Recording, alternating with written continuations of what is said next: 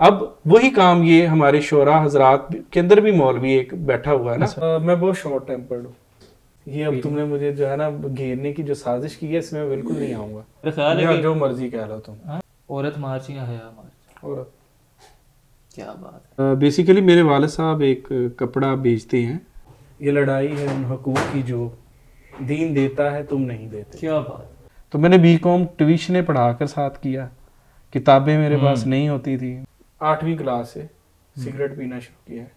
यार ये जो इन्होंने कहा है ना, इमरान खान का मदा था और हूँ, हम सिर्फ इतना चलाएंगे, बाकी हिस्सा कट कर देना, ठीक है।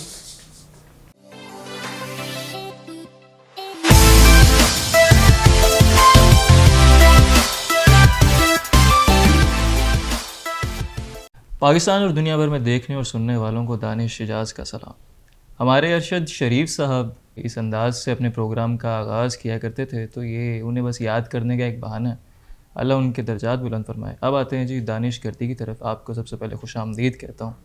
हमारे प्रोग्राम का बुनियादी तौर पर मकसद ये है कि मैं और आप अपने पसंदीदा लोगों के बारे में कम से कम वक्त में ज़्यादा से ज़्यादा जान सकें और उन्हें एक्सप्लोर कर सकें, उनके मुख्तलिफ़ नज़रियात के बारे में जान सकें। तो आज के जो हमारे मेहमान हैं, इश्क में दुनिया मात भी की है और गुज़र औकात भी की है, तुमने तो बस देखा होगा, मैंने चांद से बात भी की है।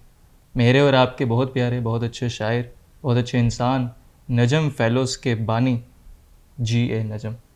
नजम भाई, आपको दानिश गर्दी में खुश आमदीद करता हूँ। बहुत शुक्रिया, सलामत। अच्छा, यहाँ पर मैं मज़ीद कोई गुफ्तगू करने से पहले एक चीज़ यहाँ पे मेंशन करना ज़रूरी समझता हूँ। 2 लोग ऐसे हैं मेरे इस अदबी सफ़र में जिन्होंने मुझे हैरान किए अपने खलूस से, अपनी मोहब्बत से, अपनी शफ़क़त से। उनमें एक हैं डॉक्टर फ़खर अब्बास साहब, ये जो लाहौर से मोहब्बत है, ये किसी और से मोहब्बत। क्या बात। और दूसरे जो हैं वो आप हमारे सामने बैठे हुए हैं, जनाब जी ए नजम साहब।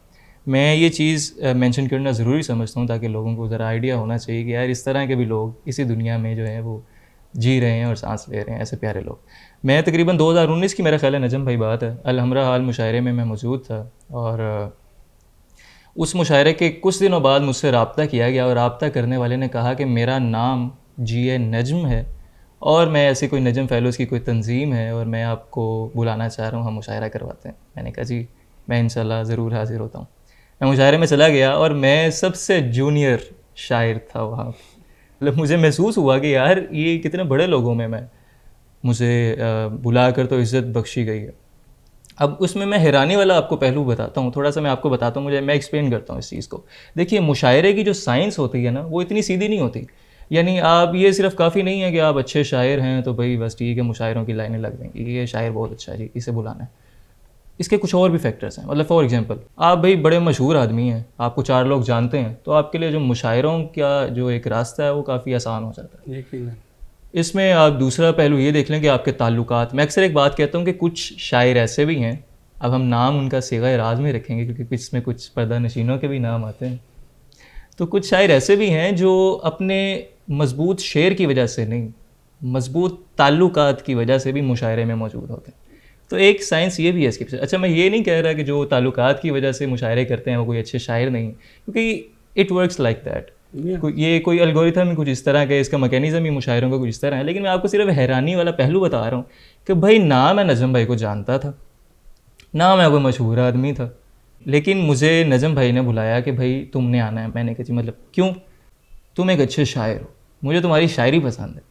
तो ये इनकी शेर से मोहब्बत है। आप शायद आज हैरान होते होंगे नजम फेलोज़ की वर्किंग देख के कि भाई किस तरह ये लोगों को और बच्चों को, नए आने वालों को किस तरह सपोर्ट कर रहे हैं। आप शायद आज इनकी वर्किंग देखकर हैरान होते होंगे।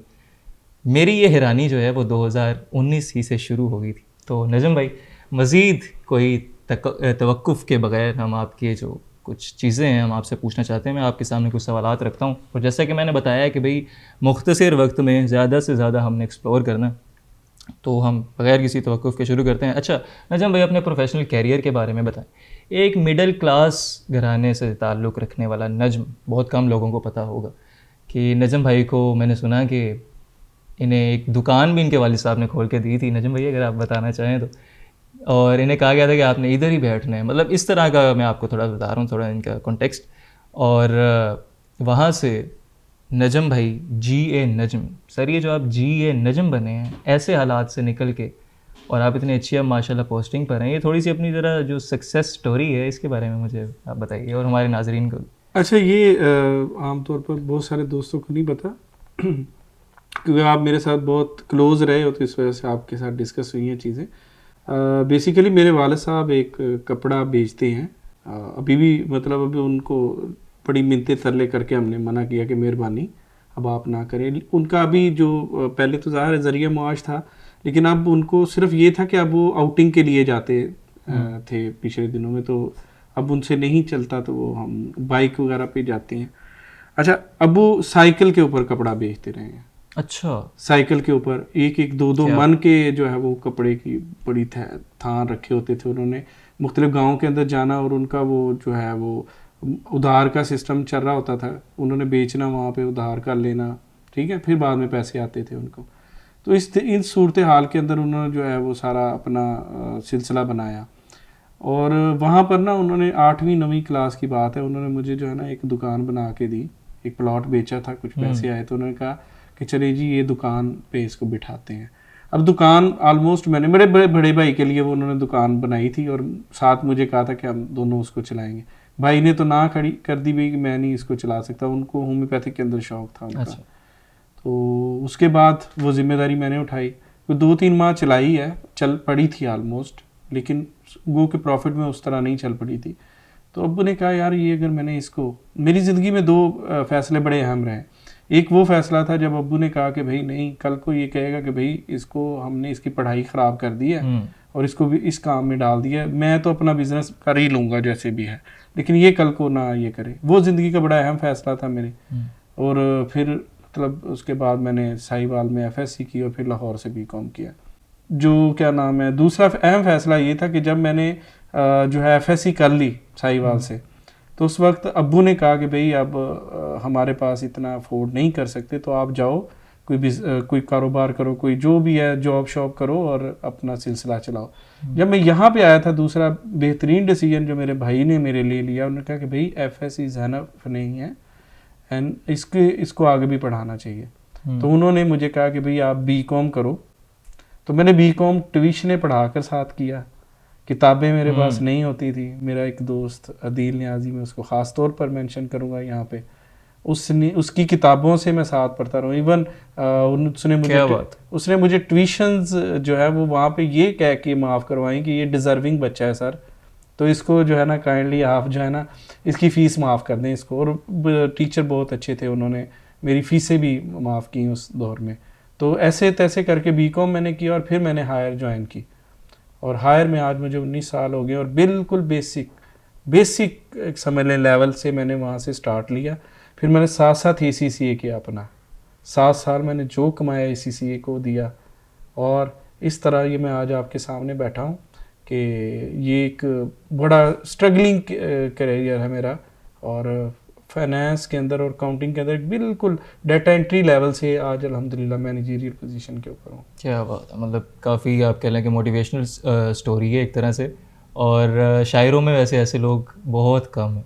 खैर हम आगे बढ़ते हैं जी। अच्छा मुझे बताइए कि शायरी की तरफ आपका रुझान कैसे है? मतलब एक आप बिज़नेस आप कर रहे थे, आप पढ़ रहे थे, आप कैरियर बना रहे थे, शेर की तरफ क्या वही मतलब जो होता है कि कोई दिल टूटने वाला कोई सानिया हुआ आपके साथ, कुछ ऐसा भी कोई अमल दखल है या कोई किसी ने मोटिवेट किया? मेरे जो बड़े भाई हैं वो शायरी करते रहे, और भाई की 1-2 गज़लें उन्होंने कॉलेज के अंदर पढ़ी तो उसकी ऑडियो उन्होंने रिकॉर्ड की, वो उन्होंने लगाई रखनी, ठीक है।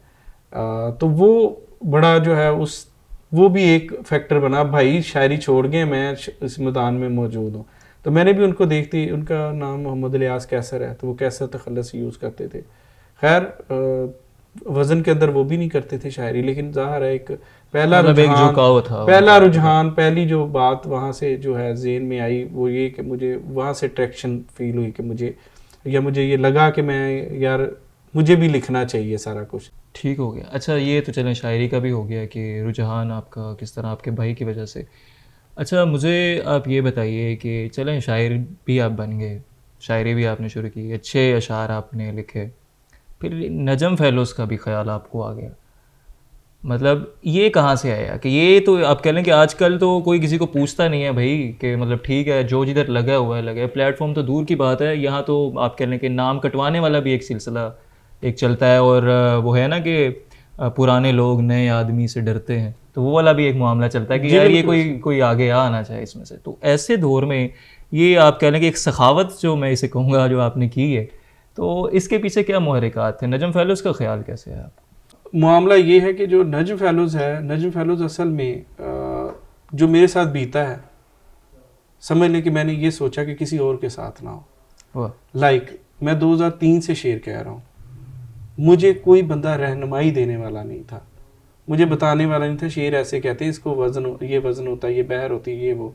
हमने ये गिना होता था, ये 4 लफ्ज़ों का अगर हो या 5 लफ्ज़ों का, मतलब एक लाइन में 5 लफ्ज़ होंगे तो जनाब वो शेर चल रहा होता था, इस तरह था मेरे। अब 2003 से लेकर 2018 तक 15 साल ज़ाया हुए सिर्फ इस वजह से कि मुझे किसी ने बताया ही नहीं कि शेर कैसे कहते हैं, यानी कोई गाइड करने वाला उस तरह से नहीं था। अब जब 2018 में आने के बाद मुझे किसी ने बताया पाक टी हाउस का, तो पाक टी हाउस में मैं गया तो वहाँ पे अब्दुल वहीद साहब मुझे मिले पहले, जो मेरे समझ लेके जिन्होंने मुझे फिर मुतारफ़ कराया नसीर अहमद साहब से। नसीर अहमद साहब ने फिर आगे मेरी जो है तरबियत की, शेरी तरबियत करनी शुरू की, ठीक है। उसके बाद फिर मैंने 2018 के बाद कह लें कि बावज़न शेर कहने शुरू किए, ठीक है। तो मतलब मेरा ये इतना पीरियड ज़ाया हुआ। अब हमने जो नजमे नो आमोज़ शुरू की उसका मकसद भी यही है कि भाई जो नए लिखने वाले हैं जो बिल्कुल बेवज़न है, उनको कम से कम इस जो है माहौल के अंदर लेके आया जाए, एक उनको नज़्मो ज़ब्त सिखाया जाए। यानी इन शॉर्ट ये है कि जिस स्ट्रगल से आप गुजरे हैं, जो नए आने वाले बच्चे हैं वो उस स्ट्रगल से ना, बिल्कुल यही मकसद है। अच्छा, अगर इसी से रिलेटेड हम एक बात करें कि मतलब नजम फेलोज़ में आने का क्राइटेरिया क्या है भाई? क्या कोई भी नजम फेलोज़ में आ सकता है?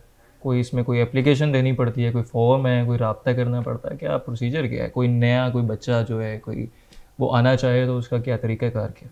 बहुत सिंपल है। मामला ये है कि जो नजम फेलोज़ है उसके अंदर बहुत ट्रांसपेरेंट हमने सिलसिला रखा है। सबसे ट्रांसपेरेंट तरीका ये है कि हमने एक फॉर्म लॉन्च किया है najmfellows.com वेबसाइट के ऊपर। अच्छा, जो भी नया लिखने वाला है, चाहे बेवज़न कह रहा है चाहे जो भी है, उसका शौक़ है कि मैंने नजम फेलोज़ में आना है, तो वो फॉर्म फिल करे। हमने क्यू बना दिया 30 की, हम तरतीब से उसको चलते जा रहे हैं। उसका नंबर आएगा, उसको कॉल कर देंगे, भाई आप इस दिन नशिस्त है तो आप इसके अंदर शामिल। बहुत अच्छा। फिर हम उस नजमे नो आमोज़ में से हम उसमें मिक्स करते हैं, कुछ नौजवान शोरा भी अपने जो रेफरेंस होते हैं 2-4 वो भी बुलाते हैं, ताकि जो बिल्कुल भी बेवज़न लोग इकट्ठे हो जाएंगे तो वो उनको अच्छा शेर भी तो सुनने को मिले ना। तो ये नजमे नो आमोज़ में आए, वहाँ पर आने के बाद जो भी अच्छा शायर होगा उसको हम नजमे नो नशिस्त में शामिल करते हैं फिर, और फिर बाकी आगे तरतीब होती है सारी हमारी, जो नजम आराई है, महफिल अदब है, रूबरू नजम है, ये 5-6 सिलसिले हमने चलाए हुए हैं। तो फिर हम उनको उन नशिस्तों के अंदर शामिल करते हैं।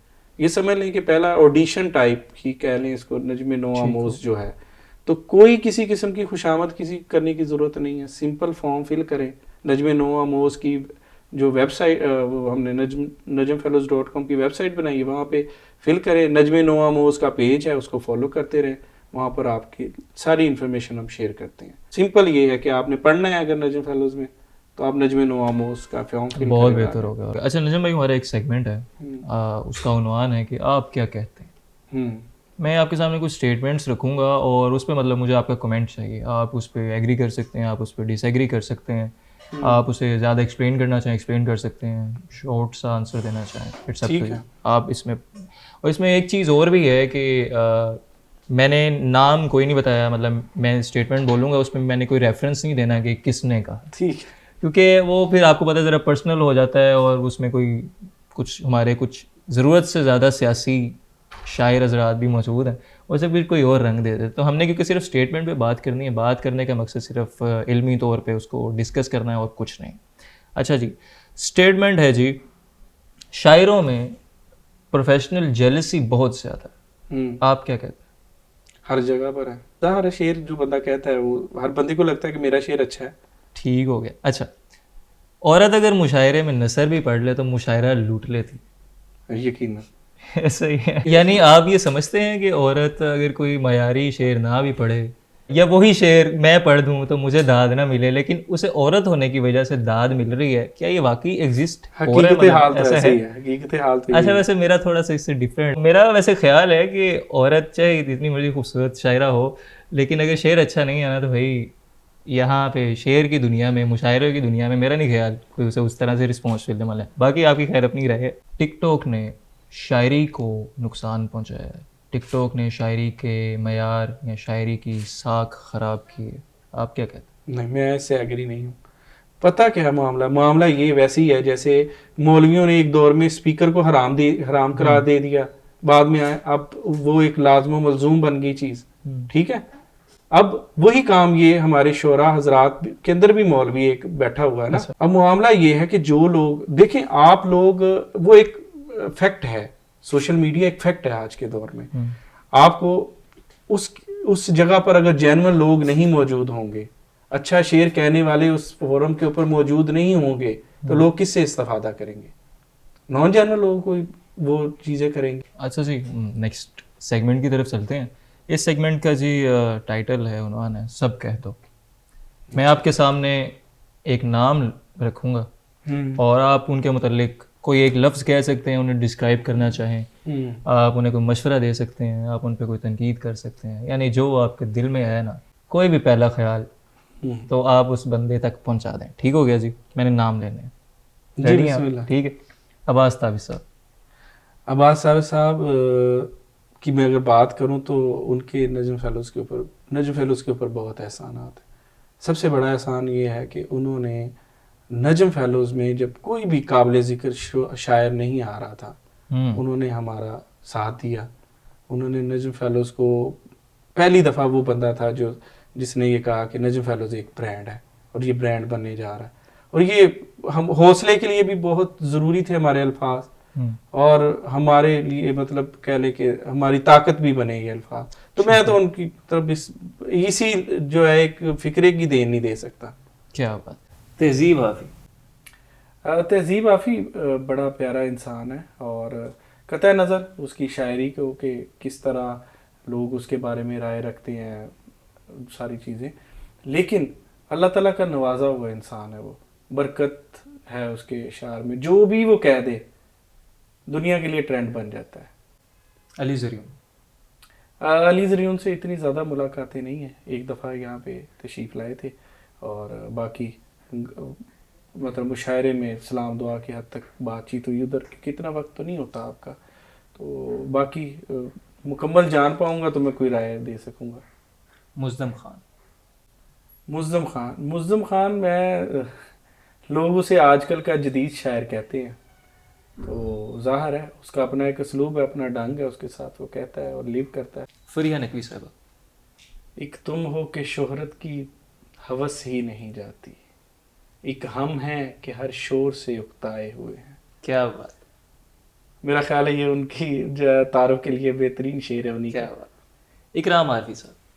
यार उस्ताद की क्या बात है, उस्ताद बड़ा प्यारा इंसान है। और बसीरपुर में पहला मैंने मुशायरा पढ़ा था, फरत अब्बास शाह की साहब की सदारत थी, और वहाँ पर एक ही नाम गूंज रहा था, इकराम आरफी, इकराम आरफी। वो मुतरन्नम लहजा आज भी उसी तरह याददाश्त के ऊपर जो है वो सबत है, और अब उनसे मुलाकातें भी हैं, मोहब्बत भी है, तो हर मुलाकात में पहले से ज़्यादा मज़ा आता है।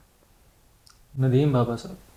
हमने सदारत उनकी रखी थी अपने सालाना मुशायरे में, तो उन्होंने वाजिद अमीर साहब और अब्बास साहब की मौजूदगी में उनसे पहले कलाम पढ़ा कि ये मेरे सीनियर है, तो रिस्पेक्ट ये उनका एक खासा है, और मैं उनको इसका क्रेडिट उनको हमेशा से दूंगा, मैं हमेशा से इसका क्रेडिट दूंगा उनको। ठीक हो गया। उमैर नजमी। उमैर नजमी एक मुख्तलिफ असलूब का जदीद शायर और बड़ा प्यारा इंसान है, और मतलब आप देखेंगे तो वेल मैनर्ड, खुश लिबास, खुश इखलाक, खुश लिबास। दानिश इजाज।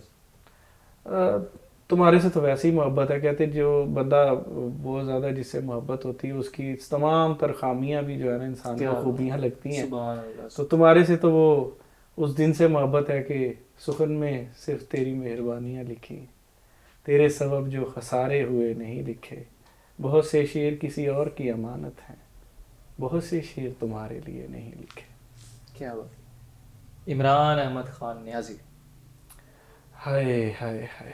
सिर्फ तारीफ कर सकते हैं आप। मैं कल भी खान साहब का मदाह था, आज भी हूँ। बहुत अच्छे मोटिवेशनल स्पीकर हैं, हमें शऊर दिया, हमें इल्म दिया, हमें सारे सियासी निज़ाम से आगही फराहम की।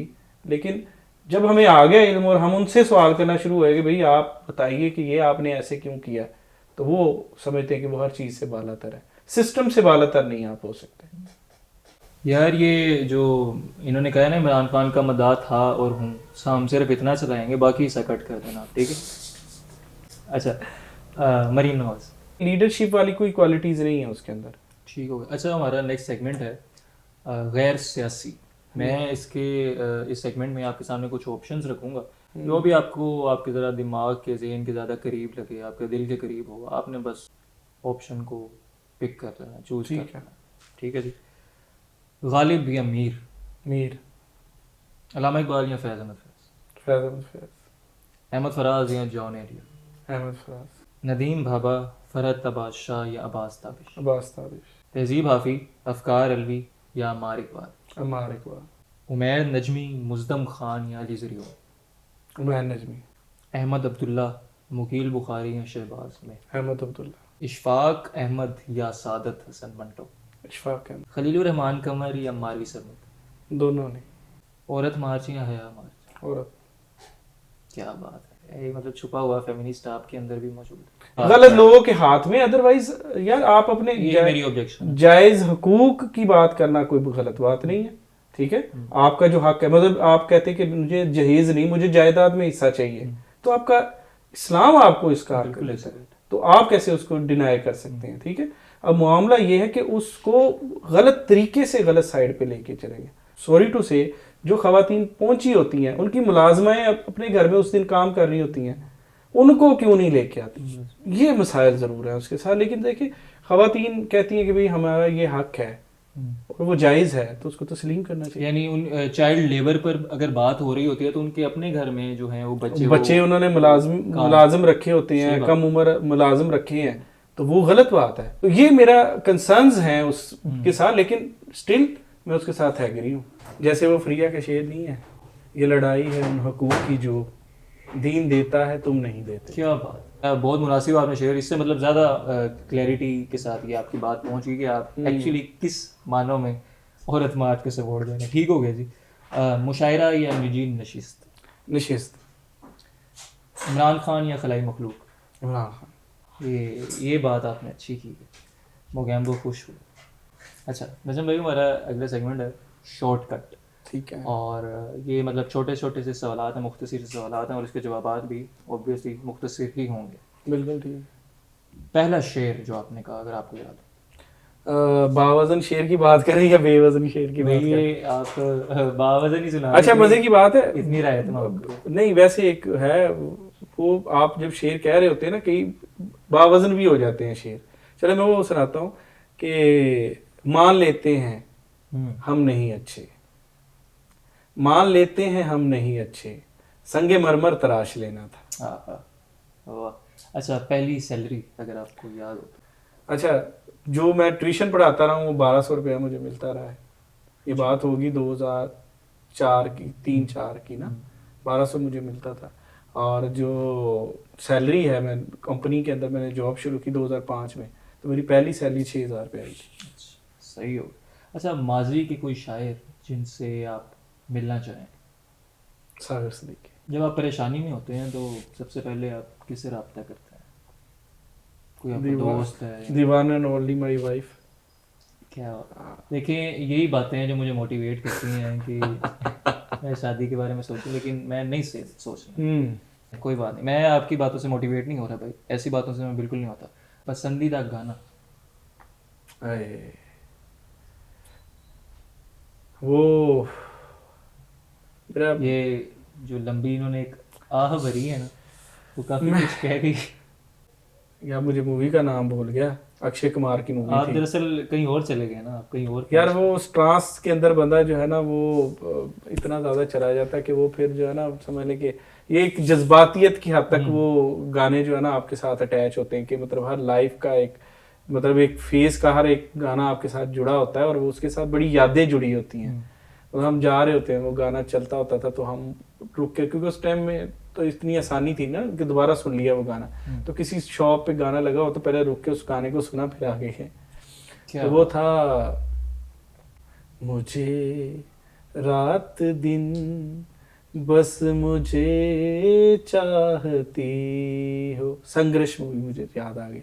मुझे रात दिन बस मुझे चाहती हो, कहो ना कहो मुझको सब कुछ पता है, हाँ करूं क्या मुझे तुम बताती नहीं क्या हो, छुपाती हो मुझसे ये तुम्हारी खता है, हाँ मुझे रात दिन बस मुझे चाहती हो। क्या बात। तो ये नजम भाई शादी से पहले का ये फेज शादी से पहले का है। तो इवन मैं अपनी बेगम को भी यही जो है वो सुनाता तो रहा तब हूँ आप उसका। किसकी याद में ये ऐसे करते थे? बस ये गाना फीलिंग के साथ अटैच हुआ हुआ इसको। फीलिंग किसी बंदे के साथ अटैच होती है? हाँ, ये अब तुमने मुझे जो है ना घेरने की जो साजिश की है इसमें मैं बिल्कुल नहीं आऊंगा। देख लें भाभी, ये अब जवाब नहीं देना चाह रहे, आप खुद ही पूछ लीजिएगा क्योंकि मुझे कुछ दाल में काला लग रहा है। लेकिन चलें, अब वक्त गुजर गया, वक्त के साथ साथ क्या अब अब मैं ठीक हो गया हूँ। सुधर। पसंदीदा खाना आपका कोई डिश? ज़ाहिर है वो मुझे सबसे ज़्यादा पसंद जो है ना वो सादा रोटी, ठीक है, और उसके साथ मक्खन, ये मुझे बहुत अच्छा लगता है। फिर साग है, देसी खुराक है बेटा। मुझे बहुत पसंद है। मतलब मुझे अब खुश्क रोटी जिसको फुल्का बोलते हैं हमारे ना, फुल्का टाइप रोटी और उसके साथ मक्खन हो, मुझे किसी और चीज़ की ज़रूरत नहीं है। सही हो गया। अच्छा, कोई ऐसा मुशायरा जो आपका बड़ा यादगार रहा हो, आपको बड़ा पसंद हो कि यार ये बड़ा मज़ा आया यार?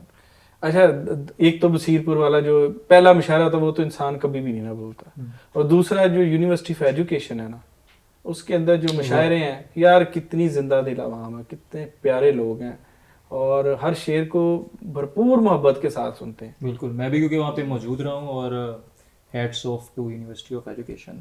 अच्छा, कोई आपने ज़िंदगी में कोई ऐसी गलती की हो जो आप कहते हैं कि यार दानिश तुम ना करना, ये मैंने गलती की है तुम ना करना, कोई ऐसी कोई गलती? मैं मुझे याद है 8वीं क्लास से सिगरेट पीना शुरू किया है। अच्छा, और 8वीं से यार? 8वीं से। तो वो क्या नाम है, वो जो होते थे बड़े, उन्होंने सिगरेट जो है वो टोटे फेंक देने, टोटे पीने शुरू कर दिए, एम्बेसी फिल्टर, केटो यानी फिल्टर। फेंके हुए सिगरेट? हाँ, फेंके हुए सिगरेट भी पी लेते थे। दरवेश सिफत है आप पे, फेंकी हुई चीज, बीड़ियाँ और इस तरह के बड़े मसाइल, वो बहुत ज्यादा जो है वो ये छोटे होते पता नहीं ना होता इन चीजों का। नहीं, ये जो आपकी तबीयत में जरा आजिज़ी है, कहीं इसी वजह से तो नहीं है कि आपने मतलब गिरे हुए सिगरेट पिए हैं? वो भी मेरा ख्याल है कि जो मर्जी कह लो तुम, आजिज़ी वाला पहलू सूरत हाल यही है कि वो उस वक्त से मैंने शुरू किया, लेकिन उसने मेरी सेहत के ऊपर बड़ा इफेक्ट किया।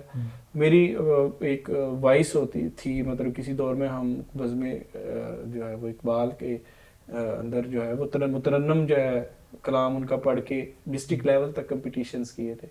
तो बहरहाल वो उस वक्त से इतना ज़्यादा वो ख़राब हुई आवाज़, और फिर उसके बाद से वो जो है ना समझ ले सिलसिला टूट गया। सेहत के ऊपर बड़े नेगेटिव उसने इम्पैक्ट किए। नहीं, सही होगा। मैं भी नहीं वैसे पीता, बहुत अच्छी बात है।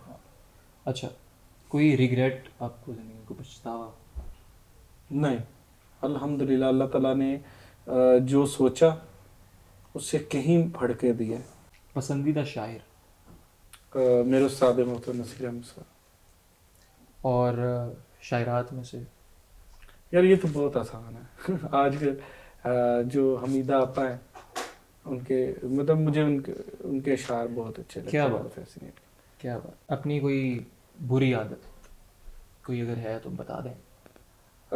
मैं बहुत शॉर्ट टेम्पर्ड हूँ।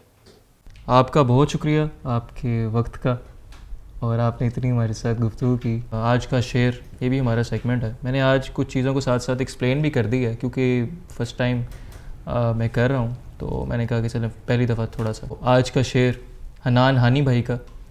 चिराग कितने ज़रूरी हैं ये बताओ उसे, हवा से झगड़ो नहीं तुम हवा से बात करो। और आज की बात हज़रत वासिफ़ अली वासिफ़ साहब फरमाते हैं, मुआफ़ कर दो मुआफ़ कर दिए जाओगे। इसी के साथ हमें इजाज़त दीजिए। अपना अपने प्यारों का पाकिस्तान का ख़ास ख्याल रखिए। मिलते हैं अगले प्रोग्राम में। अल्लाह हाफ़िज़। अल्लाह हाफिज़।